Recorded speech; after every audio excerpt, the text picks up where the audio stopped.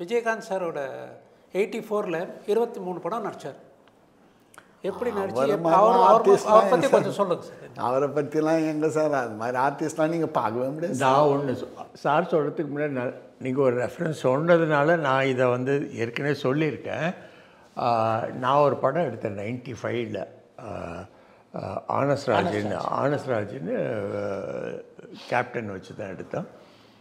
வந்து படம் வந்து ஸ்டார்ட் பண்ணி ஷூட்டிங் கூட சார் என்னை லேட்டாக அங்கே இருக்க விட மாட்டார். நீங்கள் போங்க சார் நான் பார்த்துக்கிறேன் அப்படின்னு. ஷூட்டிங் லேட்டாக இருந்து பார்த்துக்குவார். அந்த அளவுக்கு வந்து ஒரு சின்சியர் மேன். அவரே ப்ரொடியூசர் மாதிரி பார்ப்பேன். இல்லை அதான் படம்லாம் முடிஞ்சுது, ரிலீஸ் பண்ணியாச்சு, எல்லாருக்கும் ஓடிச்சு, எல்லாருக்கும் லாபம் வந்தது, எனக்கும் லாபம் வந்தது. ஒரு 10 நாள் கழித்து நான் ஃப்ளைட்டில் போகிறேன். ஃப்ளைட்டில் போகும்போது அவரும் வந்தார், அவர் ஃப்ரெண்ட்ஸுங்க தான் வந்தாங்க. என்னை பார்த்த உடனே அவர் கேட்ட ஃபஸ்ட்டு கேள்வி, பிரதர் எல்லாம் ஓகே தானே, வாங்கினவங்களாம் ஹாப்பியா? அவருடைய அந்த இதில் போயிடுச்சு சார். சீரியஸாக அவருடைய கடைசியில் வந்து வெற்றி படம் பேரரசு 100 நாள் ஓடிச்சு. அப்போ நான் வந்து சென்னை அரசு தலைவர், நான் தான் அப்போ எடுத்து அந்த படத்தை வந்து ஸ்ட்ரெயின் பண்ணி ரிலீஸ் பண்ணி கொடுத்தோம். காஜாபாய் தான் ப்ரொடியூசர், காஜா மைதீன் தான். அவர் அந்த படத்தில் எவ்வளோ சம்பளத்தை விட்டு கொடுத்தார். ரெண்டாவது அவர் ஒரு சில இதில் வந்து போகும்போது மறைமுகமாக நல்ல ஹெல்ப் பண்ணி அந்த படம் ரிலீஸ் ஆன 1 மணிக்கு கூப்பிட்றாரு. என் வாழ்க்கையில் இதை நான் மறக்க முடியாத ஒரு சம்பவம் ஒன்றாண்ட, இதுக்கு என்னுடைய நன்றியை தெரிவித்துக் கொள்கிறேன். ராத்திரி 1 மணிக்கு சார் படம் ரிலீஸ் ஆகி நாங்கள் லேபெல்லாம் முடிச்சுட்டு வரும்போது கூப்பிட்றாரு. கூப்பிட்டு அதை சொல்கிறார், ரொம்ப தேங்க்ஸ் அருள்பதி சார், இவ்வளோ ஸ்ட்ரெயின் எடுத்து நீங்கள் பண்ணதுக்கு, அந்த படம் ரிலீஸ் பண்ணதுக்கு. அந்த படமும் அந்த ஸ்ட்ரெயினுக்கு 100 நாள் ஓடிச்சு. இது விஜயகாந்த் சார் சினிமா அதெல்லாம் வந்து தமிழ் சினிமாவில் ஒரு பெரிய பொற்காலம் அது. ஏன்னா அவர் வந்து முழு சம்பளம் வாங்கின படங்கள் வந்து ரொம்ப கம்மி, விட்டு கொடுத்த படங்கள் ஏராளம். ஒரு நாள் கூட அவரால் 100 ரூபா நஷ்டமாக இருக்காது ஷூட்டிங் ஸ்பாட்டில். ஏன்னா ஷூட்டிங் ஸ்பாட்டுக்கு வந்துட்டு அவர் வந்து ஹீரோ மட்டும் இல்லை, ப்ரொடக்ஷன் மேனேஜரும் அவர் தான். எல்லாரையும் விரட்டி வேலை வாங்கி, ஏன் வரல, ஏன் லேட்டு, என்ன ப்ரொடியூசர் காசெல்லாம் அழைக்கிறீங்க அப்படின்னு அந்த அக்கறையோடவே வேலை செய்கிறவர். அதாவது இன்றைக்கி வந்து எல்லாருமே நம்ம கால் ஷீட்னு பேசிகிட்ருக்கோம். அவர் மட்டும்தான் நாள் கணக்கில் நடித்தவர். உனக்கு 10 நாள் கொடுத்தா 10 நாள் இன்ட்டு 24 ஹவர்ஸ் ஒன்றுதுன்னு சொல்லுவார். நீ எடுத்துக்கோ, நீ போன்னு சொல்லும் போது தான் நான் அவர் போக சொன்னால் தான் போவார். நான் எத்தனை மணிக்கு போகணுன்னு கேட்க மாட்டார், போகிறேன்னு சொல்ல மாட்டார். ஏன்னா அவர் வச்சு 3 நாள் 4 நாள் ரவுண்டு கிளாக் எடுத்தவங்களாம் இருக்காங்க. காலைல ஷூட்டிங் ஆரம்பித்தா நைட்டு 12 மணிக்கு பேக்கணும்னு சொன்னால் ஓகேன்னு கிளம்பிடுவார். 10 மணிக்கு வந்து எப்போ ஷூட்டிங் முடியுதுன்னு கேட்க மாட்டார். அவரை பொறுத்தவரைக்கு உனக்கு 10 நாள் கொடுத்தா 10 into 24 hours. இன்றைக்கி எங்கே போய் பார்க்குறது? நீங்கள் மனிதர்களையும் 17 படம் கூட ஒரு வருஷத்துலேயே நடிச்சார்ல. ஆமாம், அப்படி அதனால நடிக்காத பாருங்க, அவரை வச்சு முடிச்சுடுவாங்க. அவரை அன்றைக்கெலாம் வந்து அவ்வளோ பெரிய ஃபைட் எடுத்தாருன்னா ஒரு 3 நைட்டில் முடிச்சு கொடுத்துருவாரு. Full night. எப்போ ஃபுல் நைட் எப்படி? சாயங்காலம் 6 மணிக்கு ஆரம்பிச்சு காலைல 6 மணி வரைக்கும். விஜயகாந்த் சார் ரொம்ப பிடிக்கும். அப்போ அவருடைய வந்து நிறைய பேரை படிக்க வைக்கிறாரு. அவர் வீட்டுக்கு போனால் எப்போவுமே ஒரு 100 பேர் சாப்பிட்டு இருப்பாங்க. அப்படிங்கிற விஷயங்கள் வந்து விஜயகாந்த் சார் எனக்கு ரொம்ப. அப்போ அங்கே வந்து நச்சாந்து வீட்டில் அவருக்கு தான் விஜயகாந்த், ரஜினி சார் கமல் சாருக்கெல்லாம் ரசிகர் மன்றம் கிடையாது, விஜயகாந்துக்கு மட்டும்தான் அங்கே ரசிகர் மன்றம் இருக்கும். அந்த ஒரு படம் ரிலீஸ் ஆகுதுன்னா போஸ்ட் பயங்கரமாக ஒட்டி இது பண்ணுவாங்க. விஜயகாந்தோட மொத்தம் 14 படங்களா? 14 படம். பிளாட்ஃபார்ம் டிக்கெட் வாங்கி கொடுத்துட்டு எல்லாரும் ஏற்றுவாங்கள்ல, அந்த மாதிரிலாம் எங்களை எல்லாம் ஏற்றிருக்காங்க. அண்ணா தான் நின்று அந்த டிடிஆர் கிட்ட எல்லாம் பேசி எங்களெல்லாம் ஒரு வாட்டியும் காப்பாற்றி கொண்டு வருவார். அது மாதிரி நிறைய ஜனங்கள் இருந்தாலும் அண்ணன் நின்று பத்திரமா கூட்டிகிட்டு போய் டான்ஸ்லாம் பண்ண வைப்பாங்க. 2 பேருக்குமே டான்ஸ் வராது. ஒரு படம் அலையோசைன்னு ஒரு படம், அதில் பார்த்திங்கன்னா நம்ம சிறுமுகை ரவி சார் தான் டைரக்டரு. அப்போ வந்து 3ஆம் பிறை வந்து பயங்கரமாக சக்கப்போடு போட்டுட்டு இருந்திருக்கு. அதில் வந்து கமல் சாரும் சிலுக்கும் பண்ணியிருப்பாங்க, பொன்மேனி உருகுதே. அதே மாதிரி எங்களுக்கு 2 பேருக்கு ட்ரெஸ்ஸை போட்டு ஒரு சாங்கு, நாங்கள் ஒரு காலை வச்சு அவர் ஒரு கை வைப்பார் அப்படின்னு.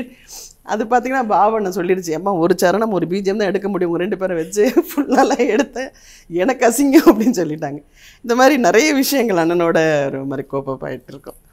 நீங்கள் 2 பேரும் அண்ணன் தங்கச்சியாக பழகிறவங்க, 2 பேரும் காதல் காட்சியில் நிற்கும் போது எப்படி இருந்தது? திட்டுவார் அண்ணன். அண்ணா என்ன இப்படி பண்ணக்கூடாதுன்னு. ஐயோ நீ இந்த அண்ணா சொல்லாது, நீ முதல்ல இந்த அண்ணா சொன்னீங்கன்னா எனக்கு ஒன்றுமே வராது, என்னென்ன சொல்லலாம், மாமானாவது கூப்பிடு. ஐயா அண்ணா எனக்கு மாமா மச்சாலாம் இல்லைண்ணா அப்படின்னு. அண்ணா தவிர அவர் ஒன்றுமே வராதுண்ணா அப்படின்னு. நீ இந்த ஷார்ட் முடிகிற வரைக்குமாவது நீ அண்ணா கூப்பிடாத ப்ளீஸ் அப்படின்வாரு. அப்படின்னு ஒரு சீசனில் வந்து எனக்கும் அவருக்கும் என்னோட கணவருக்கும் ஒரு பிரிவினை வரும்போது வீட்டுக்கு முதல்ல வந்தவர் விஜயகாந்த் அண்ணன் தான். நான் இருக்கேன் ராணிமா, உனக்கு என்ன வேணும், நீ திருப்பி நடிக்கணும்னு நினைக்கிறியா, இல்லை என்ன பண்ணணும்னு நினைக்கிறேன், உனக்கு தூணா நான் இருப்பேன்னு சொன்ன முதல் ஆள் வந்து விஜயகாந்த் அண்ணன் தான். ஸோ அந்த மாதிரி நான் அந்த ஒரு பெரிய ஒரு பலம், யானை பலம்னு சொல்லுவாங்களே, அண்ணன் பேர் சொன்னாலே எனக்கு ஒரு பலம். எனக்கு அது ரொம்ப சந்தோஷமான ஒரு விஷயம். அவருடைய மிகப்பெரிய பலம் அப்படின்னு சொல்லணுன்னா, ஒரு டைரக்டரை அவரை வந்து நம்ம நம்ப வைக்கணும். நான் சொல்கிறது கரெக்டு கேப்டன், நான் இதை பண்ணிவிடுவேன் அப்படின்ற நம்பிக்கை உங்கள் மேலே வந்துடுச்சுன்னா அவர் அப்படி ஒரு கோஆப்ரேஷன் பண்ணுவார். நைட்டு 2 மணிக்கு போயிட்டு காலையில் 6 மணிக்கு வருவார். அப்படி ஒரு கோஆப்ரேஷன் எக்ஸ்ட்ராடினரி. அதுக்கப்புறம் வந்து எதையுமே கேட்கல, என்ன சொல்கிறோமோ அப்படியே பண்ணிகிட்டு இருக்காரு கேப்டன். எங்களுக்கே ஆச்சரியம், என்னடா விஜயகாந்த் மாதிரி இப்படி பீக்கில் இருக்கிற ஒரு ஆர்டிஸ்ட்டு இந்த அளவுக்கு வந்து பண்ணுறாரு. அது மாதிரி அதை தான் நான் ஃபஸ்ட்லேயே சொல்லுவோம். இன்றைக்கு வரைக்கும் அந்த நடிகர்களுக்கு வந்து நன்றி கடன் பட்டிருக்கோம். விஜயகாந்த் சார் சொல்லணும் சார். விஜயகாந்த் சார் வந்து நான் நரசிம்மா படம் பண்ணேன். கேப்டன் படத்தில் சும்மா ஒரு ப்ரெஸ் ரிப்போர்ட்டர் மாதிரி அப்படியே கூட்டத்தில் வந்து போயிடுவேன். கூப்பிட்டாருன்னு போனேன். அவருக்கு ரொம்ப மரியாதை கொடுத்து நான் போனேன். அது ஒரு சீன் முடிஞ்சு நான் ஷூட்டிங் போயிட்டேன். அப்புறம் நரசிம்மாவில் அவரோட அண்ணி கேரக்டர் நான் ஒன்று, குயிலிமா ஒன்று பண்ணோம். அது பண்ணும்போது கொட்டிவாக்கம் வீட்டில் 2வது நாள் ஷூட்டிங் நடக்குது. இவர் என்ன பண்ணார், ஷூட்டிங் முடிஞ்சு போச்சு. அன்னைக்கு அந்த 2 நாள் கட்டின புடவை, ஜாக்கெட்டு எல்லாம் ஒரு கவரில் போட்டு, எனக்கு பேசினது என்னமோ 10,000 ரூபா தான் ஒரு நாளைக்கு பேசினது. 2 நாளைக்கு 20,000 தான் தரணும். பணம் இவ்வளோ பெரிய கட்டு கொண்டு வந்து மேனேஜர் கொண்டு வந்து கொடுத்தார். கொடுத்தோடனே நான் சொன்னேன், அண்ணா 20,000க்கு என்னன்னா 1,00,000 ரூபா தரீங்களா? யாருக்கு கொடுக்குற காசு இது? எழுதிட்டு போய் யாருக்கோ கொடுக்க வேண்டியது, உங்கள் சார்கிட்ட சொல்லி யாருக்கோ கொடுங்க, இது எனக்கு கொடுக்க வேண்டிய காசு இல்லைன்னா எண்ணி பாருங்கள், நிறைய இருக்குது பணம் அப்படின்னேன். இல்லைம்மா தம்பி உங்களுக்கு தான் கொடுக்க சொன்னார் அப்படின்னார். எனக்கு கொடுக்க சொன்னாரா? என்னண்ணா சொல்கிறீங்க நீங்கள்? அண்ணா பணம் ஜாஸ்தி இருக்குண்ணா, 20,000க்கு மேலே ஜாஸ்தி இருக்குது அப்படின்னேன். காரில் உட்காந்துட்டு நான் இவர்கிட்ட இது பண்ணிக்கிட்டு இருக்கேன், தர்க்கம் பண்ணிக்கிட்டு இருக்கேன். அவர் அங்கே காரில் வந்து இறங்கி இவ்வளோ பெரிய கேரியர் இறங்குது. காருக்குள்ளேருந்து இறங்கினோடனே அவர் இறங்கிட்டு, என்னண்ணா என்னண்ணா பிரச்சனைங்க அப்படின்னார். பா இந்த பொண்ணு சொன்னால் கேட்க மாட்டேங்குதுப்பா, இந்த கவர் உங்களுக்கு தான் சொல்லி கொடுத்தா வாங்கிக்க மாட்டேங்குது, ஜாஸ்தி இருக்குது, எந்த கிடையாது, அது யாருக்கும் கொடுக்க வேண்டியது தர்க்கம் பண்ணிக்கிட்டு இருக்கா அப்படின்னார். வாங்கிக்கோங்க அப்படின்னார். இல்லை தம்பி இப்படின்ற பெருசாக பணம் ஜாஸ்தி இருக்கு அப்படின்னார். அவர் எது கொடுத்தாருன்னா, வில்லியம்ஸ் ரொம்ப உடம்பு முடியாமல் இருக்கார், அவருக்கு இந்த பணம் ஹெல்ப் ஆகும்ன்ற தாட்டில் தான் அவர் கொடுத்துருக்கார். எனக்கு என்னன்னா, நம்ம பேசின சம்பளத்தை விட வேறு ஜாஸ்தி கொடுக்குறாரே எப்படின்ற ஒரு யோசனை வந்தது. அப்புறம் வந்தேன். கரெக்டாக மறுநாள் இவர் ஹாஸ்பிட்டல் அட்மிட் ஆகுறார். 75,000 ரூபாய் கட்டணும். விஜயகாந்த் சார் கொடுத்த காசில் தான் எடுத்து என்ன பண்ணேன், கொண்டு போய் காசை கட்டினேன். அந்த ஒரு தடவை அவர் பணம் உதவிச்சு. கேப்டன் ஒரே விஷயம் சொன்னார், சுபு எந்த ஃப்ளோர் காலியாக இருக்குன்னு கேளு, கண்டெய்னர் பாக்ஸ் அடிக்க சொல்லு. ஒரு 10 பாக்ஸ் அடிக்க சொல்லுன்னா ஜேகே சார் சொல்கிறாரு ஆர்ட் டைரக்டரை, இப்போ கண்டெய்னர் ஒரு பாக்ஸ் அடிக்கிறதுக்கே 10 நாள் எவ்வளோ டைம் ஆகும்ப்பா, 10 பாக்ஸ் அடிக்க சொல்கிறீங்க எப்படிப்பா அப்படின்னாரு. இவர் கூப்பிட்டாரு, பாரு கண்டெய்னர் ஒரு பக்கம் இருக்குல்ல அதை மட்டும் அடி, பிளாட் அடி, அப்புறம் நீ பின்னாடி ஃபினிஷ் பண்ணிக்கலாம். எனக்கு முதல்ல நாளைக்கு இல்லை இன்றைக்கே எவ்வளோ பிளாட் தருவேன், மத்தியானத்துக்குள்ளே 2 தரம் கேப்டன். ஓகேண்ணா. மழையில் இந்த சைடு கேமரா ஒரு சைடு ஷெட்டில் வச்சு ஒரு அவுட் மட்டும் எடுத்துட்டார். அடித்தா கேப்டன் வந்து ஒரு இருட்டான இடத்துக்குள்ள வந்து விழுந்தாருங்கிறத மட்டும் எடுத்துகிட்டு அப்படியே இந்தியன் எக்ஸ்பிரஸ் பில்டிங் ஷிஃப்ட் பண்ணோம். ஹார்பரில் போய் இருந்து மத்தியானம் 2 மணிக்கு ஷிஃப்ட் ஆகி சாயங்காலம் 6 மணிக்கு ஆரம்பித்தோம். ஷூட்டிங் ஆரம்பித்தா இன்றைக்கி நைட் ஃபுல்லாக போகுது, மறுநாள் காலைல ஃபுல்லாக போகுது, மறுநாள் நைட் ஃபுல்லாக போகுது, அதுக்கு அடுத்த நாள் காலைல போகுது, 2 மணிக்கு பேக்கப் பண்ணுறாரு. இந்த 2 நாள் நைட்டும் கேப்டன் தூங்கல. இவர் எப்படி பிளான் பண்ணிப்பாருன்னா, இந்தியன் எக்ஸ்பிரஸ் பில்டிங்கில் ஷூட்டிங் அப்போ கேரவன் ஃபெசிலிட்டியும் கிடையாது, அவரோட சுமோ ஏசி போட்டு இருக்கும். பிரகாஷ் நீ ஒரு 4 மணி நேரம் தூங்கிட்டு வா, பிரகாஷ் ராஜ் அனுப்புவார். இவர் ஸ்ரீஹரியோட போர்ஷன் எடுப்பார், அந்த சங்கீதா போகிறது வர்றது, ஃபைட்டில் நடுவில் ஓடுறது, இவர் ஃபைட்டு இதெல்லாம் எடுப்பார். இவங்களுக்கு ஆர்டிஸ்ட்டுக்கு ரெஸ்ட் கொடுத்துட்டாரு, ஃபைட்டர்ஸ் இவங்களும் தூங்கவே இல்லை. சூப்பர், தூங்கவே இல்லை கேப்டன். நான் கூட போய் சொல்கிறேன், கேப்டன் தூங்கிடுங்க கேப்டன், கண்ணெல்லாம் வேறு ரெட் ஆகுது, கிளைமேக்ஸுக்கு நல்லா இருக்குங்கிறாரு. அது எல்லாத்தையுமே அவர் அதை ப்ளஸ்ஸாகவே சொல்கிறார். ஒரு அண்டாவில் தண்ணி கீழே கொதிக்க வச்சுட்டு இருப்பாங்க சும்மா பக்கத்தில், ஏதாச்சும் டயர்டாக இருக்குன்னா நேராக கீழே வருவார், நல்லா ஒரு 3 பக்கெட் தண்ணியை தூக்கி ஊற்றிப்பார், அந்த ஒரு வெள்ளை வேஸ்டி கட்டு ஒரு 5 நிமிஷம் அப்படியே உட்காந்து திருப்பி ட்ரெஸ்ஸை போட்டு மேக்கப் போட்டு வந்துடுவார். எனக்கு தெரிஞ்சு அப்படி நான் ஸ்டாப் 72 ஹவர்ஸ் சினிமாவில் அதுவும் ஒரு ஃபைட் சீக்வன்ஸ் வந்து வேறு யாரும் பண்ணியிருப்பாங்களான்னு தெரியல. இதெல்லாம் முடிஞ்சுதான் எல்லாத்தையும் ஸ்ட்ரெயிட் பிரிண்ட் டைம் இல்லை, அதெல்லாம் ஃபுல்லாக ஸ்ட்ரெயிட் பண்ணிட்டு போட்டு 6-7 மணிக்கு வந்து எடிட்டிங்கில் ஆர்டர் பண்ணுறாங்க. 7 மணிக்கெலாம் வந்து உட்காந்துட்டாரு எடிட்டிங்கு. வந்து உட்காந்து நைட்டுக்குள்ளே ஃபுல்லாக அதை எடிட் பண்ணி மறுநாள் காலையில் அதை எஃபெக்ட்ஸ் காமிச்சு கார்த்திக் ராஜாவுக்கு ரீரெக்கார்டிங் காமிச்சு எல்லாம் முடிஞ்சு ரீல் ரெடின்னு சொன்னதுக்கு அப்புறம் தான் கேப்டன் வந்து எடிட்டிங் ரூம் விட்டு வெளியே போனோம். கேஆர் சார்லாம் மிரண்டாரோ, என்ன மனுஷனா பேயா பிசாசா, முடியல யாராலையும், எங்களாலே முடியல. அப்படி ஒரு டெடிகேஷன்.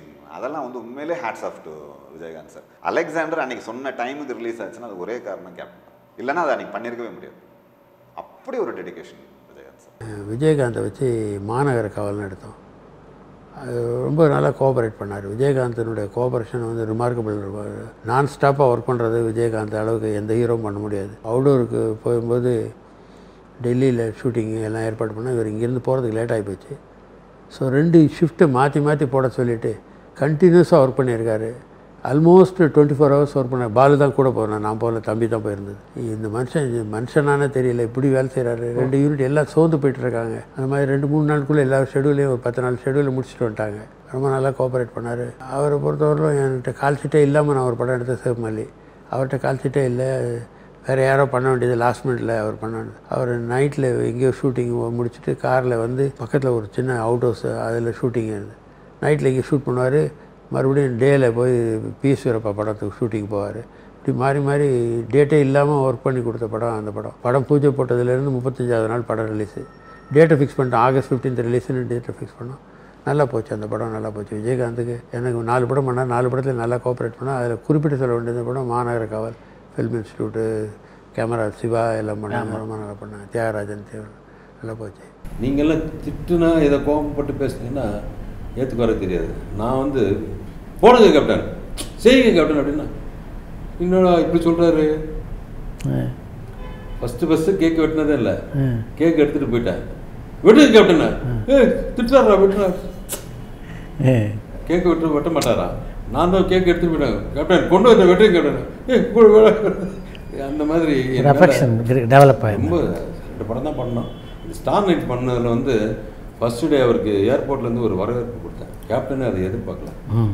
ஃபுல்லாக அந்த மலேசியா போலீஸ் பைலட் வச்சு ஒரு 20 காரு ஏர்போர்ட்லேருந்து நேராக ஹோட்டல் ரூம் வரைக்கும் போட்டு சைரன் வச்சு அடிச்சு இது பண்ணோன்னே கேப்டனுக்கு அப்போது என்ன சார் பண்ணிகிட்டு இருக்கீங்க வந்து மலேசியாவில்.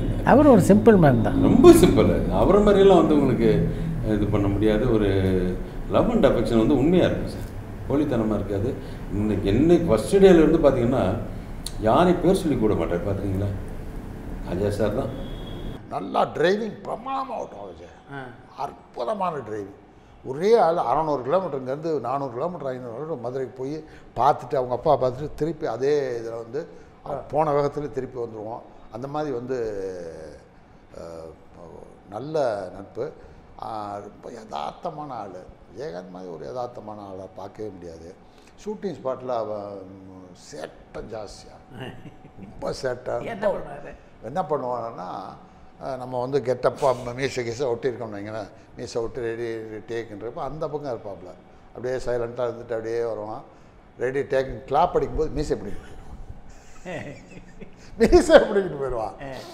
திருப்பி ஓடி திருப்பி டைரக்டர் டென்ஷன் ஆகி சத்தம் போடுவான். சாரி சார் கொடுத்துருவேன் அப்படின்ட்டுருவான். இல்லைன்னு வைங்க, அவன்ட்டு ரொம்ப ரொம்ப பிரமாதம் என்னென்னா கையெல்லாம் வைக்காமல் விசில் அடிப்பாப்புல. ஆமாம், நாக்கு மட்டும் மடக்கி விஷ்ணுனா அலறும். அப்படி அடிச்சுட்டு இல்லை, ஏய் யார் அது, என்னடா சத்தங்க அப்படின்வான். அதுக்கப்புறம் சின்ன கல் எடுத்து எவ்வளோ டிஸ்டன்ஸில் இருந்தாலும் தான் கரெக்டாக அடிச்சிடுவான். கரெக்டாக நம்ம தலையப்போ டோக்கில் அடிப்போம். ஷார்ட்டில் இருந்தாலும் அடிப்பான். அடிச்சுட்டு திரும்பி பார்த்தால பேசாமல் முடியும். ஸ்டூல் போட்டு தானே இருப்பான். அப்படியே உட்காந்து கேஷுவலாக அப்படி இருப்பான். அந்த மாதிரி ஒரு ரொம்ப நல்ல ஹெல்பிங் டெண்டன்சினா அதனுடைய உச்சத்தில் இருந்தார். அவர் வந்து அவருடைய ஆஃபீஸில் நிறைய பேர்த்துக்கு சாப்பாடு போட்டு நிறைய பேர்த்துக்கு ஹெல்ப் பண்ணிகிட்டு இருந்தார். அதே மாதிரி அவரும் எல்லாத்தையும் பழகக்கூடிய ரொம்ப தன்மையாக பழகினார்.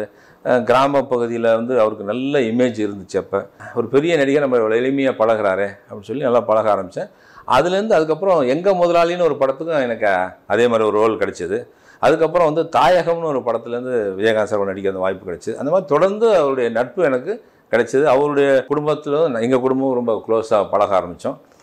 நடிகர் சங்கத்துலேயும் பொறுப்புக்கு வரும்போது வந்து நெப்போலியன் என் கூட இருந்தால் நல்லாயிருக்குன்னு ராதாரவின்னு சரத்து எல்லாம் பேசி அதுக்கப்புறம் என்னை வந்து நான் வந்து வெறும் கமிட்டி மெம்பர் தான் நின்னேன். அப்புறம் வேற ஒருத்தர் துணைத் தலைவராக ஒரு லேடி நின்னாங்க. அவங்கள ரிசைன் பண்ண சொல்லிவிட்டு நெப்போலியன் வந்தால் தான் எனக்கு நல்லாயிருக்கும்னு சொல்லி என்னை வாலண்டியராக அதில் தூக்கி போட்டு அந்த பொறுப்புகளை கொடுத்து பண்ண வச்சாங்க. அப்போ தான் நிறைய கடன் இருந்தது நடிகர் சங்கத்துக்கு. இப்போ நாங்கள்லாம் பொறுப்பெடுத்து நடத்தி சிங்கப்பூர், மலேசியா போய் ரஜினி சார், கமல் சார் உள்பட எல்லா நடிகர்களையும் கூப்பிட்டு போய் ஸ்டார் நைட் நடத்தி நிறைய அந்த கடனுக்கு உண்டான பணத்தை சேர்த்து கடனை அடைச்சி பணமும் 6.5 கோடி பணமும் சேர்த்து வச்சு 6 ஆண்டு காலம் சிறப்பாக பணியாற்றினோம்.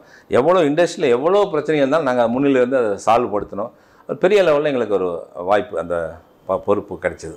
கேப்டன் கூட ஒர்க் பண்ணதெல்லாம் மிக அற்புதமான அனுபவம். அவரோட வயசுக்கும் அவருடைய சினிமா அனுபவத்துக்கும் அவர் நம்ம தவசி பண்ணும்போது அப்படி செட்டுக்குள்ளே வர்றதுன்னா அந்த ஒரு ப்ரொடியூசர் பார்த்த ஒரு சந்தோஷம், அதில் அந்த ஒரு மரியாதை. அவர் எனக்கு ரொம்ப கூச்சமாக இருக்கும். கிட்டவும் சொல்லுவேன், கேப்டன் தயவுசெய்து கேப்டன் நீங்கள் பாட்டும் உட்காந்துருங்க கேப்டன். அவ்வளோ இல்லை சார், வாங்க சார் உட்காருங்க சார். எனக்கு அது வந்து ஏன்னா எனக்கு அவர் மேலே அவ்வளோ பெரிய பிரமிப்பு உண்டு. அவர் அதை செய்யும்போது அந்த பிரமிப்பு இன்னும் ரொம்ப பெருசாகிடுச்சு. அவர் வந்து ரொம்ப நேசிக்க ஆரம்பிச்சுங்க. அதே மாதிரி தவசி முடிஞ்சவொன்னும் நிறைஞ்ச மனசுக்கும் அவர் கூப்பிட்டு நீங்கள் பண்ணுங்க இது அப்படின்னு சொல்லி ஸ்கிரிப்ட் கேட்டோன்னே நல்லா இருக்குன்னொன்னே ஒரு உரிமை எடுத்து பேசுவார். நம்மளுடைய சங்கடங்களையும் புரிஞ்சுப்பார். அது ரொம்ப ரேர் சார். அது ஒரு வெறும் சந்தோஷங்களில் மட்டுமே கலந்துக்கிட்டு இருக்கிறத விட்டுட்டு, இந்த ப்ரொடியூசருக்கு ஏதாவது சங்கடம் இருக்குதா, கூப்பிட்டு படம் பண்ணுறீங்களா, நான் டேட் தரேன், பண்ணுங்க, நல்ல ஸ்கிரிப்ட் இருந்தால் கொண்டு வாங்க. அதுதான் நிறைஞ்ச மனசு. அப்படி தான் எனக்கு சமுத்திரகனி வந்து பழக்கம், அவர் டைரக்ட் பண்ணுறது. ஸோ அந்த சைடில் பார்த்தீங்கன்னா கேப்டனோடது generosity is something very different. And அவருக்கு எனக்கு மிகப்பெரிய மரியாதை சார். அவர் இந்த அரசியலில் வந்து ஜெயிச்சு ஆல்மோஸ்ட் 25 சீட்ஸ் ஏதோ வாங்கிட்டாங்க. அப்போ நான் சினிமாலேருந்து ஓய ஆரம்பிக்கிறேன். ஒன்றும் பெருசாக இல்லை, ஆனால் நம்ம அவர் கூட ஒர்க் பண்ணியிருக்கோம். அவர் போய் பார்க்கணுன்னு ஒரு ஆசை இருக்குது, மரியாதை சொல்லணுன்ட்டு இருக்குது. ஸோ பெஞ்சமின் மேனேஜர் இருக்கார், அவர்கிட்ட சொல்கிறேன், கேப்டன் ஆஃபீஸில் அப்பாயின்மெண்ட் கேளுங்க, போய் கேப்டனை விஷ் பண்ணிட்டு வந்துடலாம். நான் சொல்லிவிட்டு நான் பாட்டு வீட்டில் உட்காந்துருக்கேன். ஒரு 10 நிமிஷத்தில் பார்த்தீங்கன்னா கேப்டன் ஆஃபீஸ்லேருந்து போகணும். அப்பாயின்மெண்ட் கேட்டிங்களா? ஆமாம் கேப்டன் போகணும். வர சொன்னார். வர சொன்னாரா? உடனே எல்லாம் கிடைக்குன்னு எதிர்பார்க்கல. ஏன்னா ஜெயிச்ச பரபரப்பு தமிழ்நாடே வேறு லெவலில் இருந்துக்கிட்டு இருக்குது. அங்கெல்லாம் இப்போதைக்கு நம்ம பார்க்க முடியாது. எப்படியோ ஒரு வாரம் 10 நாள் சென்று கூப்பிடுவாருன்னு நினச்சிக்கிட்டு இருந்தா, சொல்லி ஒரு 15 நிமிஷத்தில் என் செல்லுக்கு ஃபோன் வருது. ஓடு கிளம்பி ஓடுனா அவ்வளோ கூட்டத்துக்கு நடுவுலையும் அழகாக கூப்பிட்டு ஆஃபீஸில், என்ன சார் அப்பாயின்மெண்ட்லாம் கேட்டுக்கிட்டு, வாங்க சார் இது நம்ம ஆஃபீஸுக்கு வரதுக்கு நீங்கள் என்ன கேள்வி கேட்டுக்கிட்டு. எனக்கு உண்மையிலே அது அதான் சொல்லணே, அவரோட இடத்துல வேறு யாராக இருந்தாலும் இதெல்லாம் நடக்காது. கரெக்ட். அது வேறு மாதிரி ஒரு மனித நேயம். அது எதையும் பெருசாக தலையில் தூக்கி வச்சுக்கிறதே கிடையாது. இவ ஸோ சிம்பிள், ஸோ நைஸ். அதெல்லாம் எனக்கு இப்போயே எனக்கு மறக்காது. அவர் கூப்பிட்டு உட்காருங்க சார், என்ன சார் பிஸியாக இருந்தால் கொஞ்சம் வெயிட் பண்ண போகிறீங்க, அவ்வளோ தானே, வாங்க உட்காருங்க. அது வேறு லெவல் சார். அவர் காலையில் ஒரு 8 மணி இருக்கும், ஃபோன் பண்ணால் அவங்க எடுத்து கொடுத்தாங்க. விஜய் ஷூட்டிங் இல்லையா? இல்லை சார். வீட்டில் தானே இருக்கீங்க? ஆமாம். இதான் நான் 10 நிமிஷத்தில் வர்றேன், குளிச்சுட்டு வர்றேன் அப்படின்னு குளிக்க போயிட்டேன் சார். குளிச்சுட்டு பாத்ரூம்லேருந்து வெளியே வந்தால் அங்கே உட்காந்துருக்கார். என்ன விஜய் நான் வர்றேன்னு சொன்னேன், நீங்கள் எதுக்கு சார் வரணும், நீங்கள் எதுக்கு சார் வரணும், நீங்கள் ஏதோ என்னை கேட்க வர்றீங்கன்னு தெரியுது, நீங்கள் வந்து நான் செஞ்சால் நல்லா இருக்காது சார், என்ன சார் விஷயம் உட்காந்துட்டார். என்ன விஷயம்? ஒன்றும் இல்லை, போன தான் தெரியும்ல இப்படி ஆகிடுச்சு, உங்களோட விஜய் நடித்தா நல்லாயிருக்குன்னு நினைக்கிறேன், பண்ணுவோம் சார். திங்க் பண்ணவே இல்லை, பண்ணுவோம் சார், விஜய்க்கு தான் விஜய்க்காக தானே சார், பண்ணுவோம் சார். எப்போ சார்? அதான் நீங்கள் தான் சொல்லணும், நீங்கள் எப்போ பிளான் பண்ணுறீங்க, நீங்கள் எப்போ பிளான் பண்ணுறீங்க? ஒரு 2 மாதம் கழிச்சு கதையெல்லாம் பண்ணிக்கிறேன், ஒரு 2 மாதம் கழிச்சு, ஒரு 15 நாள். Okay sir. இது எல்லாம் ஒரே நேரத்தில் நடக்குது சார், திங்க் பண்ணி சொல்கிறேன்ல, எல்லாம் நடக்குது. சரி எவ்வளோ கொடுக்கும் சார், நீங்கள் வேறு ஹெல்ப் பண்ணணும்னு கேட்குறீங்களே, இதெல்லாம் ஒன்றும் பேசாதீங்க, நான் நடிக்கிறேன் அப்படின்ட்டார். நான் வந்து ஒரு 15 நாள் கழிச்சு எல்லாம் ரெடி பண்ணிவிட்டு ஒரு 1 லேக் எடுத்துகிட்டு போகிறேன் அட்வான்ஸ். வாங்க மாட்டேன்ட்டார். ஒய்ஃப் இருக்கிறாங்க. இல்லை சார் நான் பண்ணுறேன் சார், பண்ணுறேன் சார். ஆனால் என்ன இதில் வேடிக்கைன்னா, அவர் வீட்டு பக்கத்தில் என்னுடைய வீடு, என்னுடைய லேண்டு, ஒரு பழைய வீடு நான் வாங்கி வச்சுருக்கேன். எனக்கு விஜயகாந்த் பக்கத்து வீடு நம்ம வீடுன்னு சொல்லிக்கிறணுமே, அது கட்டணும்னு நினச்சி வச்சுருக்கேன். பிரேமில் தான் 2-3 தரம் சார் அதை கொடுத்தீங்கன்னா நாங்கள் பெருசாக கட்டிக்கிறோம். ஏங்க விஜய் பக்கத்தில் நான் இருக்கணும்னு ஆசைப்பட்டு வாங்கியிருக்கேன், அதை போய் கேட்குறீங்களேன்னு சொல்லி கொடுக்காம இருந்தேன். இந்த படம் பண்ணி முடிச்சுட்டாரா, ரிலீஸ்லாம் ஆகிடுச்சு. அப்போ வந்து இந்த நம்ம ரிஜிஸ்டர் பண்ணுறவங்க மட்டும் இதுக்கு போனால் போதும், பண்ணப்படுகிறவர்கள் வர வேண்டிய தேவை ரிஜிஸ்டர் ஆஃபீஸ்க்கு. அவர் பேரில் நான் ரிஜிஸ்டர் பண்ணி பத்திரத்தை கொண்டு கொடுத்துட்டேன். யார்கிட்ட? பிரேமலதா. அவர் வாங்க மாட்டேன்ட்டா நீங்கள் பதிலுக்கு இப்படி பண்ணிட்டீங்க. இதை பண்ணிட்டேன் நான். அதுக்கும் கோச்சிட்டு வாங்காரு. என்ன சார் என்னை இது பண்ணிட்டீங்க, கேவலப்படுத்திட்டீங்க, அது பண்ணிட்டீங்க, இது பண்ணிட்டீங்க. இல்லை விஜய், எனக்கு அதில் ஓகே, நான் சம்பாரிச்சிட்டேன், நீங்கள் பெருந்தன்மையாக பண்ணீங்க, நானும் வந்து கரெக்டாக நடந்துக்கிறேன் விஜய். அப்படி வந்து நான் பார்க்க முடியாது சார் இண்டஸ்ட்ரியில். என்ன பாருங்கள், அவர் பழனி என் மேலே உசுங்க. அதாவது ஒரே விஷயங்க, இருக்கிறதுலே அப்படி ஒரு மனுஷன் உலகத்தில் பார்க்க முடியாது. பங்கமான மனுஷன். அது கடவுள் வந்து உடம்பு சொல்லணும்னா அது மிகப்பெரிய வருத்தம். அவர் வந்து இன்றைக்கி அவர் கூட உடம்பு சொல்லலாம் தான், அவர் ரேஞ்செல்லாம் வேறு. அப்படி ஒரு அதாவது தவசியில் அவர் சொன்னார், அவர் வீட்டில் சாப்பாடு வச்சு குஷாதாஸ் காரில் ஷூட்டிங். அப்படி நான் சாப்பிட போய் பழனி வா நம்ம கூட சாப்பிட அப்படின்பாரு. எத்தனை பேருக்கு நீ சோறு போட்டிருக்கேன், இன்றைக்கி நம்ம சாப்பாடு அப்படின்பார். அதாவது அவர் வீட்டிலேருந்து வரதை போய் நம்ம தட்டில் போட்டு பல மாதிரி சாப்பிட வச்சு அழகு பார்ப்பார். அதெல்லாம் வாழ்க்கையில் இந்த ஒரு 10-15 நாள் ஷூட்டிங் குஷாதாஸ் இல்லை, அவர் கூட தான் த்ரோட்டாக நடித்தேன். அந்த புள்ள தவசியில் நடிச்சிருப்பேன் பாருங்க, த்ரோட்டாக நடித்தேன். அது பார்த்தீங்களா, விஜயகாந்த் சார் வீட்டுக்கு வேலைக்காரனா அங்கே வருவேன், படம் ஃபுல்லாக அங்கங்கே ட்ராவல் பண்ணியிருப்பேன். அதில் வந்து அவர் வீட்டிலேருந்து வந்த சாப்பாடை கீரை சாப்பிடு, இது நல்லது, இது இங்கே வச்சது, இது வச்சது, அப்படி உள்ள நம்மளை சாப்பிட வச்சு அழகு பார்ப்பார். அதெல்லாம் வாழ்க்கையில் மறக்க முடியாது. அவருக்காக உடம்பு சரியில்லை அப்படி ஒரு நிலைமை. அவர் வந்து ஏற்கனவே வந்து சினிமாவுக்கு வந்தவங்களுக்கு வந்து ரோஹிணிலாச்சில் சோறு போட்டு தான் அவர் பேர் எடுத்தவர். அவர் கம்பெனியில் தான் முதல்ல ஆட்டுக்கால் சூப் கொடுத்ததே உலகமோனில் தான்.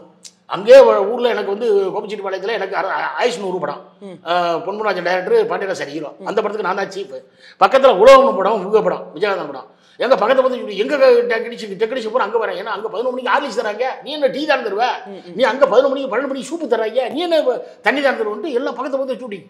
அப்போவே வந்து யூனிட்டில் வந்து ஆர்லிஸை போட்டு ஆட்டுக்கால் சூப் கொடுத்து டெக்னீஷியன்லாம் நல்லா சாப்பிட்டு சந்தோஷமாக இருக்குன்னு நினச்ச ஒரு மனிதன். நல்ல அதாவது ஒரு நான் அவர் இருக்கும்போது தான் நடிசத்தில் கார்டு எடுத்தேன், அவர் தலைவராக இருக்கும்போது தான் கைது போட்டு அவர் கைது தான் நீங்கிருக்கு. ஒரு நல்ல மனிதர். தமிழ் சினிமா உலகத்தை பொறுத்த வரைக்கும் சண்டை காட்சினா எல்லாருக்கும் நினைவு வரக்கூடிய ஒரு நடிகர் விஜயகாந்த்.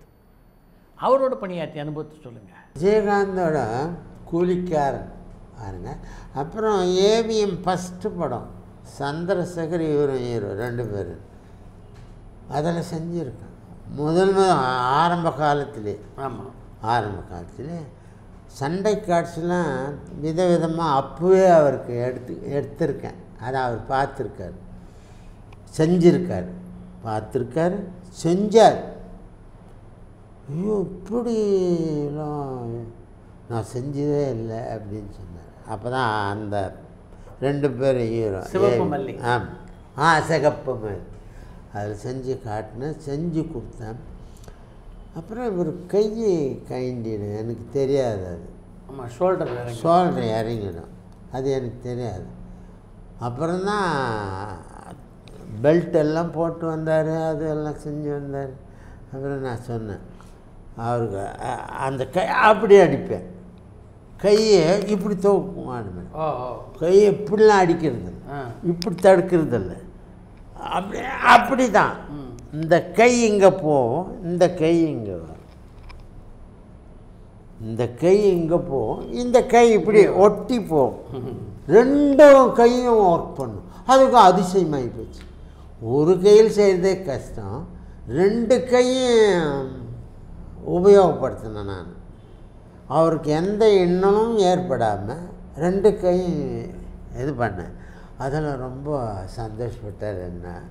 என்ன ஒரு மனுஷன் சார். நான் நைட்டு 2-3 மணி வரைக்கும் ஒர்க் பண்ணிவிட்டு காலையில் ஒரே ஒரு சன்ரைஸ் ஷாட் இருக்குது, அதை எடுத்துகிட்டு அந்த ஊர்லேருந்து பேக்கப் பண்ணிடலாம்.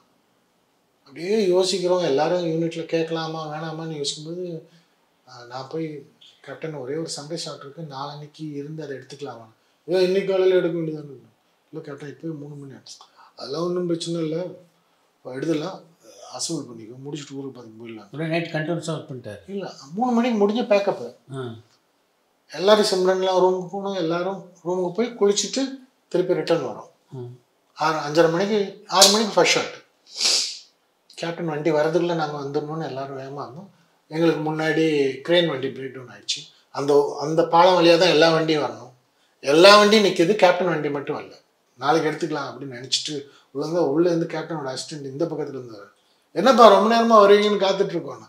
கேப்டன் எப்போங்க போனார்? வண்டி பிரேக் டவுன், நாங்கள் தானே ஃபஸ்ட்டு வந்தோங்க. ஹலோ, நைட்டு இருந்தே ரூமுக்கு போகல, அங்கேயே ஸ்டூல் போட்டு உட்காந்துருக்காரு. போயிட்டு திரும்பி வந்தால் கஷ்டமாக இருக்கும்னு அவர் ஸ்டூல் போட்டு அங்கேயே உட்காந்துருக்காரு சார். ஃபர்ஸ்ட் ஷாட் எடுத்துகிட்டு போயிடலான்னு.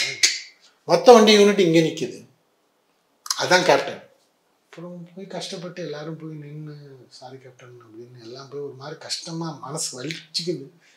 சாரி கேப்டன் அப்படின்னு இந்த நானே இந்த முகத்தை வச்சு 100 படம் நடிச்சிருக்கேன்னு இந்த சினிமா எப்படிப்பட்ட சினிமாவாக இருக்கும். சினிமா நமக்காக காத்திருக்கக்கூடாது, நம்ம தான் சினிமாக்காக காத்திருக்கோம். இந்த வார்த்தை யாராலையுமே சொல்ல முடியாது. அவர் அழகன் தானே சார், அவர் அழகு, கருப்பு பேரழகு இருந்தால் கூட அவர் தன்னை தாழ்வாக நினச்சிக்க சார். என்னை கூட இந்த மூஞ்சியை ஏற்றுக்கிட்டு சினிமா 100 படம் நடிக்க வச்சோம். அந்த சினிமா நமக்காக வைக்கக்கூடாது சினிமா. அதுக்காக நைட்டு ஃபுல்லாக சாப்பிடாம அப்படியே இருந்து அந்த ஒரு ஃபுல் ஷாட், அந்த ஒரு பாசிங் ஷாட் சார். அது அவர் கேப்டன் தவிர யாரும் டூப் போட்டாலும் நல்லா இருக்காது. அவர் அப்படி இந்த சிம்ரனை தூக்கி அதான் கேப்டன். கேப்டன் இது சார் நீங்கள் 10 நிமிஷம் பழகினா கூட உங்களுக்கு அவர் மனசில் இடம் பிடிச்சி அவர் உங்களை மறக்கவே மாட்டார் கடைசி வரைக்கும். அப்படி தான் அது கேப்டன். கனி வந்து கேப்டன் சொல்கிறாரு, அண்ணே இப்போது ஒரு உங்களோட ஒரு க்ளோஸ் ரியாக்ஷன்ஸ்லாம் எடுத்துலாம். அவர் சொல்கிறார், ஏன் க்ளோஸ்லாம் வேணாங்க, என்ன 20 வருஷமாக பார்த்துட்ருக்கான், பையன் ரொம்ப நல்லா பண்ணான், இதையே வைங்க ஷார்ட்டுன்ட்டு. நான் அப்போ தான் சார் அந்த ஆள் ஆக்சுவலாக திரும்பி பார்த்தேன். Means he is an honest hero. Super. எனக்கு நான் அப்புறமா அவருக்கு போய் சொன்னேன் கூட, சார் நான் நிஜமாக பெருசாக உங்கள் சினிமாவில் பார்த்தது கிடையாதுன்னா கூட அவர் வருத்தப்படல. பரவாயில்லன்னு சொல்கிறேன். எந்த அளவுக்கு எனக்கு அவர் மேலே ஒரு மரியாதையும் இது வந்ததுன்னா இன்னைக்கு வரைக்கும் அப்படி ஒரு நான் ரெஸ்பெக்ட் பண்ணுறேன்னா விஜயகாந்தை டப்பிங்கில் சொல்கிற கனிக்கு இந்த குரல் தான் எனக்கு வேணும், இந்த மதுரை ஸ்லாங் இந்த பையன் பிடிக்க வைங்க சொல்லி அவர் ஏவிஎம்க்கு வர்றாரு சார். கன்சோலில் உட்காரு எனக்கு ஸ்லாங் சொல்லி கொடுக்குறாரு. டப்பிங் மேற்பார்வை அவர். ஆமாம். எதுக்கு பண்ணணும் சார், எதுக்கு பண்ணோம்? ஒரு நடிகனை ப்ரொமோட் பண்ணுறதுல அவ்வளோ இன்ட்ரெஸ்ட் சார். படம் ஃப்ளாப் சார். எனக்கு ரோஜா கம்பைன்ஸ்லேருந்து ஃபோன் வருது, காஜா மொய்தீன் ஃபோன் பண்ணுறாரு, இந்த மாதிரி விஜயகாந்த் வச்சு ஒரு படம் பண்ணிகிட்ருக்கோம், அதில் ஒரு இம்பார்ட்டண்ட்டான ரோல் தான் கமிஷனர் ரோலு, நீங்கள் பண்ணால் நல்லாயிருக்கும். நான் ரொம்ப சந்தோஷம், நோ ப்ராப்ளம், நம்ம தான் நடிக்க வந்திருக்கோம். ஆனால் அவர் சொன்னது என்னென்னா அதுதான் பெரிய அதிர்ச்சி. இதை கேப்டனே சொன்னார், அந்த பையன் பண்ணிட்டோம், பாவம் ரொம்ப கஷ்டப்பட்டு அந்த படத்தில் நடித்தான், படம் ஓடல, இந்த வேஷம் அந்த பையன் பண்ணிட்டோம். நான் அவரை லொக்கேஷனில் மீட் பண்ணுறச்சு அவர் எந்திரிச்சின்னு இந்த தப்பாக எடுத்துக்காதீங்க, சின்ன வேஷம்தான், ஆனால் நீங்கள் பண்ணுங்கள், சின்னதாக நீங்கள் வந்துடுவீங்க அப்படி தான் சொன்னார் சார். அது கிரேட். யார் சார் சொல்லுவோம் அதெல்லாம்? நான் சொன்னேன், இல்லை கேப்டன், நீங்கள் சொன்னதை நீங்கள் சொன்னீங்களே ஒரு வார்த்தை சம்பத் பண்ணிட்டோன்னு சொன்னீங்க, நான் பண்ணுறேன். எனக்கு அந்த ஆள் மேலே ஒரு பெரிய மரியாதை சார். விஜயகாந்தோட பல படங்களை நடிச்சிருக்கீங்க, அவரை வச்சு ஒரு படம் எடுத்தீங்க. அப்பா அவரை பற்றி பேசினா இந்த எபிசோடு முடியாதுங்க சார். அவர் மனுஷனே கிடையாது சார், மனிதர் அவர். எதனால்? எல்லா விதத்துலேயுமே அவர் நல்லவருங்க சார். ஒரு க்ரீடி கிடையாது, பணம் பணம் பணம் அந்த க்ரீடினஸ் கிடையாது. நான் படம் பண்ணணும் அப்படின்னும் போது அவர் எஸ்என்எஸ் திருமால் அவரோட படம் 100வது நாள் நடிச்சிட்ருக்கார். 100வது நாள் இல்லைங்க சார், 100வது நாள் தானேங்க சார். அவர் கட்டெல்லாம் போட்டுட்டு மோகன் இவர் வீனஸ் ஸ்டுடியோ இருந்தது இல்லைங்களா, அப்போ வீனஸ் ஸ்டுடியோவில் போய் பேசிகிட்டு இருக்கும்போது இந்த மாதிரி படம் பண்ணலான்னு இருக்கும் அப்படின்னு நான் பேசுகிறேன். அப்போ அவர் என்ன சொல்கிறாரு, மோகனுக்கு இப்போ நல்ல மார்க்கெட் இருக்குது. விஜயகாந்த் சார் சொல்கிறார், மோகனுக்கு நல்ல மார்க்கெட் இருக்குது, எப்படியாவது மோகனை கேன்வஸ் பண்ணி பிடிச்சி போடுங்க, அப்புறம் பாருங்கள் நல்லா வரும் பாருங்கள். ஐயோ மோகன் சாரோட நான் நிறைய படங்கள் நடிக்கிறேன் சார், கேட்குறதுக்கே நோ மாதிரி இருக்குது சார். ஏன்னா ரெட்டி சார்கிட்ட கேட்கணும், அவர் தான் டேட்டெல்லாம் பார்க்குறாரு அப்படின்னு. இதை கேட்டு பாருங்கள் அதுக்கப்புறம் பார்க்கலாம். இல்லை சார் நீங்கள் பேசாமல் நீங்கள் கொடுங்க சார் எனக்கு டேட்டு, நீங்கள் முதல்ல அப்ரோச் பண்ணுங்கள், அங்கே முடியலன்ற பட்சத்தில் வாங்க, நான் இப்ராஹிம் கிட்ட பேசுகிறேன். ஷூட்டிங் வரும்போதே ஒரு 10-15 பேர் மதுரையிலேருந்து வந்துடுவாங்க. சுப்பையா கிட்ட சொல்லி அனுப்புவார், அவங்க பார்த்து பயப்பட வேண்டாம்னு சொல்லு, இவங்களுக்கெல்லாம் நானே கவனிச்சுக்குவேன். ஏன்னா திடீர்னு ப்ரொடக்ஷனில் ஒரு 15 பேர் சாப்பாட்டுக்கு வந்துட்டா ப்ரொடக்ஷனில் நம்மளை வந்து பார்ப்பாங்க, என்ன பண்ணலாம். நம்ம மேனன் தான் அப்போ நமக்கு மெஸ்ஸு. 15 பேர் ஜாஸ்தி ஆகிடுச்சேன்னு வருவாங்க, அதுக்கு உடனே சொல்லி அனுப்பிச்சிருவார், எல்லோரையும் நான் பார்த்துக்குவேன்னு சொல்லி, அவங்களுக்கு ஒரு டென்ஷனும் வேணான்னு சொல்லு அப்படின்னு அவங்களுக்கு வாங்குறது போக இவங்களுக்கு நம்ம யூனிட்டுக்கே வாங்கிடுவார். அந்த மாதிரி எல்லா விதத்துலேயுமே ரொம்ப ஹெல்ப்ஃபுல்லாக இருந்தார் எனக்கு. அவரை வந்து எந்த நேரத்துலையும் எல்லாருக்குமே உதவி செய்வார். சீட்டாடுவார், போங்காட்டம் ஆடுவார், அதில் ஜெயிப்பார், ஜெயிச்சு எல்லாருக்கும் பிரியாணி வாங்கி கொடுப்பார். போங்காட்டம் தான், அவருக்கு ஆல்ரெடி இதே கலரில் கார்டு வச்சு எப்படி எல்லாத்துலேயும் அவரே ஜெயிக்கிறாருன்னு நான் கேட்பேன். செந்தில் அண்ணாவை தான் கேட்பேன், எப்படின்னா அவரே ஜெயிக்கிறாரு, அது என்ன பண்ணுறாருன்னு தெரியல, போங்காட்டம் ஆடுவார், ஆனால் ஜெயிப்பார், எல்லாருக்கும் கொடுப்பார். அதே மாதிரி ப்ரொடக்ஷனில் வேறு ஏதாவதுன்னா ஊட்டியில் போயிருக்கும் போது கூட இப்போ ஹோட்டல் இதெல்லாம் செட்டில் பண்ணணுன்னா கேட்குறாரு, இருக்கா பாருங்கள், இல்லைன்னா நம்ம செட்டில் பண்ணிடலான்னு சொல்லுங்கள். அந்தளவுக்கு அவுட் ஆஃப் வே வந்து ஹெல்ப் பண்ணக்கூடிய ஒரு மிகப்பெரிய நல்ல மனுஷன்.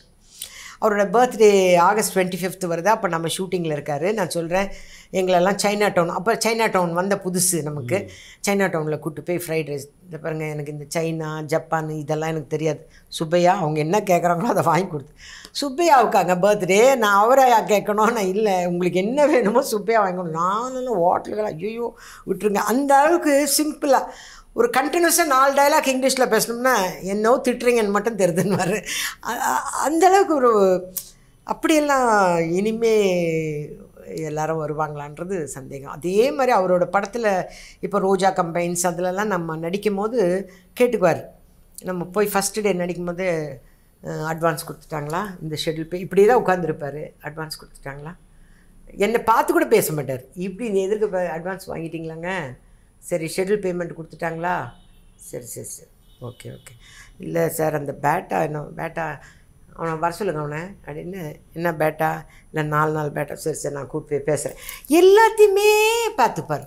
அந்த கால ஜெய்சங்கர் மாதிரி எல்லாத்தையுமே பார்த்துப்பார். உனக்கு பேட்டா வந்ததா, உனக்கு சாப்பாடு வந்ததா, உனக்கு ரூம் போட்டாங்களா, சுடு தண்ணி வந்தது, எல்லாத்தையும் விசாரித்து அந்த மாதிரியெல்லாம் இனி யாரையும் எதிர்பார்க்கக்கூடாது, அந்த மாதிரியெல்லாம் நடக்காது. அவரை சாப்பாடு விஷயமா இருக்கட்டும், எல்லா விஷயத்துலையுமே ஒரு அப்படியே எல்லாரையும் ரொம்ப கேர் எடுத்துக்குவார். எல்லாருக்கும் ரூமு கரெக்டாக இருக்காது, அது அவர் கேட்க வேண்டிய அவசியமே கிடையாது, அவர் படமே கிடையாது, அவரும் ஹீரோ, நாங்கள் ஒரு கேரக்டர் அவ்வளோதான். பட் அவர் எல்லாத்தையும் கேர் எடுப்பார், எல்லாத்தையும் கேர் எடுப்பார், எல்லா விஷயத்திலும் கேர் எடுப்பார். பரபரப்பான சினிமா செய்திகள், நட்சத்திரங்களின் பேட்டிகள், சினிமா வரலாறு ஆகியவற்றை பார்க்கவும் படிக்கவும் உங்களுக்கான இணையதளம் tourantalkies.co.